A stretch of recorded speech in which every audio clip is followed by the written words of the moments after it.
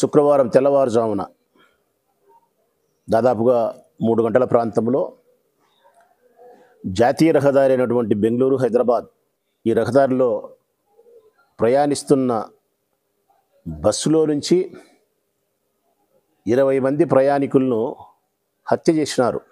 రాష్ట్ర ప్రజలందరికీ విజ్ఞప్తి చేస్తూ ఉన్నా, హత్య చేసినారు. బెంగళూరు హైదరాబాద్ జాతీయ రహదారిపైన ప్రయాణిస్తున్న బస్సులో ప్రయాణిస్తున్న ప్రయాణికులు 20 మందిని హత్య చేసినారు. హత్య చేసింది రాష్ట్ర ప్రభుత్వం. ఇది ప్రమాదవశాత్తు జరిగిన సంఘటన కాదు, దురదృష్టవశాత్తు జరిగిన సంఘటన కాదు. ఈ రాష్ట్ర ప్రభుత్వం యొక్క స్వార్థంతోనూ నిర్లక్ష్యంతోనూ అధికారుల యొక్క నిర్లక్ష్య వైఖరితోనూ జరిగినటువంటి హత్యలు ఇవి. ఇది ప్రమాదవశాత్తు జరిగిన దుర్ఘటన, లేకుంటే ఈ ప్రభుత్వం యొక్క నిర్లక్ష్యము, ధనం సంపాదించాలనే స్వార్థము, తన తెలుగుదేశం పార్టీ నాయకులను పెంచి పోషించుకునే దానికోసం వీళ్ళు ప్రవర్తిస్తూ ఉండే చట్టవిరుద్ధమైన చర్యలు ఇవి కాదా ఈ మనుషులను చంపినేది? అధిక మద్యం సేవించడం వలనే ఈ రోడ్డు ప్రమాదాలకు ప్రధానమైన కారణం. ఎక్సైజ్ అధికారులు గమ్మును ఉండడమే, బెల్ట్ షాపులు నిర్వహిస్తానికి గమ్మును ఉండడమే ఈ ప్రమాదాలకు కారణం. రవాణా శాఖ అధికారులు వాళ్ళ ఇష్టానుసారం బస్సులకు అనుమతిస్తున్నారు చూడి, ఇది కారణం. బస్సు ఓనర్లు ధనం స్వార్థంతో చేస్తున్నారు చూడి, అనుమతులు లేకుండా తిప్పడం, ఇది కారణం. వీళ్ళందరినీ ముద్దాయిలు చేయాలా? మొట్టమొదటి ముద్దాయి ఈ రాష్ట్ర ముఖ్యమంత్రి నారా చంద్రబాబు నాయుడు గారిని చేయాలా. ఎందుకు చేయాలంటే కన్నా అధిక మద్యం సేవించడం వలనే ఈ ప్రమాదం, ఈ హత్యలు జరిగినది. ఈ అధిక మద్యం సేవించడానికి ప్రధానమైన కారణం విచ్చలవిడి బెల్ట్ షాపులు. 2 గంటలప్పుడు 3 గంటలప్పుడు కూడా మందు లభ్యమవుతుంది ఈ రాష్ట్రంలో. ఆ బైక్ తోలేవానికి 1 గంట ముందు మరణించేదానికంటే 1 గంట ముందు ఆ బెల్ట్ షాపులో దాయినాడు. సీసీ ఫుటేజ్లు ఉన్నాయి, QR కోడ్ ఇచ్చినారు. QR కోడ్ ఆపరేట్ చేస్తే కూడా ఈ రాష్ట్ర ప్రజలందరూ చూసినారు, నేను కూడా చూసినా. అతను ఏ బెల్ట్ షాపులో దాయినాడు, ఏ పెట్రోల్ బంకులో పెట్రోల్ బండించుకున్నాడు, పెట్రోల్ పెట్టించుకున్నప్పుడు వాడు తోలిన విధానము 100కు 100% ఈ 20 మంది మరణించడానికి ప్రధానమైన కారణం ఈ రాష్ట్ర ప్రభుత్వము నిర్వహిస్తూ ఉండే బెల్ట్ షాపులు, మద్యం విధానమే. మీకు డబ్బు కావాలా? తెలుగుదేశం పార్టీ వాళ్ళకు, ఈ రాష్ట్ర ప్రభుత్వానికి డబ్బు కావాలా? తెలుగుదేశం పార్టీ నాయకుల దగ్గర ధనం చేరాలా? శాశ్వతంగా మీకు అధికారం ఉండాలా? మీకు ఈ 2 తప్ప వేరే అవసరమే లేదు.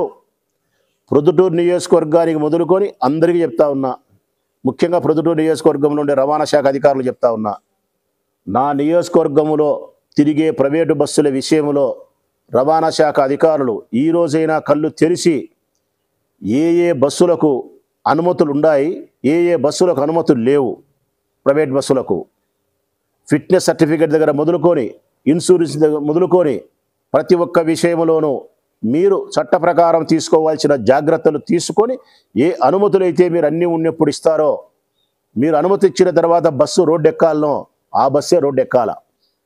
అట్లా కాకుండా ప్రొద్దుటూరు నియోజకవర్గం మొదలుకొని రాష్ట్రం వరకు ఎక్కడైనా సరే అనుమతులకు సిద్ధం లేని బస్సు రోడ్డెక్కి ప్రమాదం జరిగితే దీని ప్రమాదంగా నేను భావించను, హత్యగా భావిస్తా.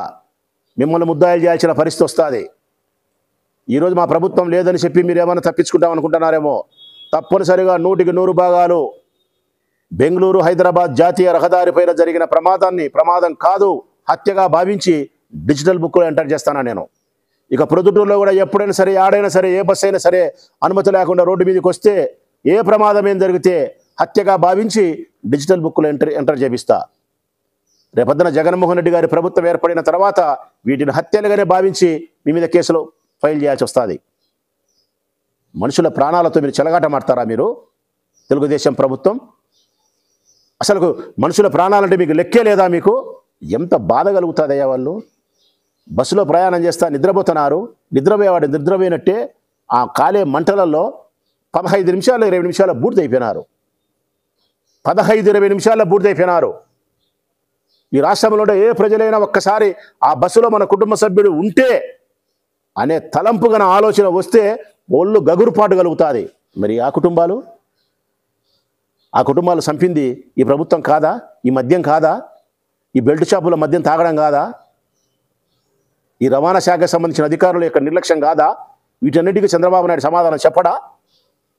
మీ భార్యలు బాగుండాలా, మీ కొడుకులు బాగుండాలా, మీ కోడళ్ళు బాగుండాలా, మీకు స్పెషల్ ఫ్లైట్లు ఉండాలా, స్పెషల్ హెలికాప్టర్లు ఉండాలా, మీరు ఎక్కేదానికి 36 మంది వచ్చి దానికి చెక్ చేయాలా, మీరు దిగేదానికి 136 మంది అక్కడ సెక్యూరిటీ ఉండాలా, సేఫ్గా వచ్చి సేఫ్గా మీరు ఇళ్ళకు పోవాలా. మంత్రులు, ముఖ్యమంత్రులు, డిప్యూటీ సీఎంలు, ప్రజలు మాత్రం ఖాళీ బూడిద కావాలా బస్సులలో, లేదంటే తాగి లివర్ పాడైపోయి దవాఖానలో సావాల వాడు. కనికరం లేని దుర్మార్గమైన ప్రభుత్వం ఈ ప్రభుత్వం. దున్నపోతు మీద వాన గురిసినట్టుంది. మేము ఎన్నిసార్లు చెప్పినా వీళ్ళు వినడంలే. డిజిటల్ బుక్లో ఎంటర్ చేస్తా. ఈరోజు బెంగళూరు హైదరాబాద్ జాతీయ రహదారి పైన జరిగినటువంటి ఇది ప్రమాదం కాదు. ఈ 20 మందిని ఈ రాష్ట్ర ప్రభుత్వమే పొట్టన పెట్టుకుంది. బెల్ట్ షాపుల నిర్వాహకం వలన, మద్యం యొక్క నిర్వాహకం వలన ఈ హత్యలు జరగడానికి కారణం. దీనికి ప్రధానమైనటువంటి బాధ్యత ఈ రాష్ట్ర ప్రభుత్వం. ఈ రాష్ట్ర ప్రభుత్వం తర్వాత ముఖ్యమంత్రి నారా చంద్రబాబు నాయుడు గారు మొదటి ముద్దాయి, ఎక్సైజ్ శాఖ మంత్రి రెండవ ముద్దాయి, మూడవ ముద్దాయి బెల్ట్ షాప్ నిర్వాహకుడు, నాలుగవ ముద్దాయి ఎక్సైజ్ అధికారులు బెల్ట్ షాప్ లేకుండా చేయకుండా ఉండడం, ఐదవ ముద్దాయి రవాణా శాఖ అధికారులు, ఆరవ ముద్దాయి బస్సు ఓనర్, ఏడవ ముద్దాయి బస్సు డ్రైవర్, ఎనిమిదవ ముద్దాయి బైక్ రైడర్. వీళ్ళందరూ కలిసి ఈ 20 మందిని పొట్టన పెట్టుకున్నారు.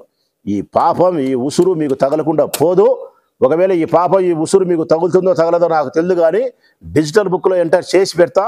తప్పనిసరిగా రేపు ప్రభుత్వం వచ్చిన తర్వాత ఇక్కడ మాత్రం భూమి మీద మటుకు మీకు ఆ ఉసురు తగిలేటట్టు ఏర్పాటు చేస్తుంది వైఎస్ఆర్ కాంగ్రెస్ పార్టీ నాయకత్వంలో జగన్మోహన్ రెడ్డి గారు.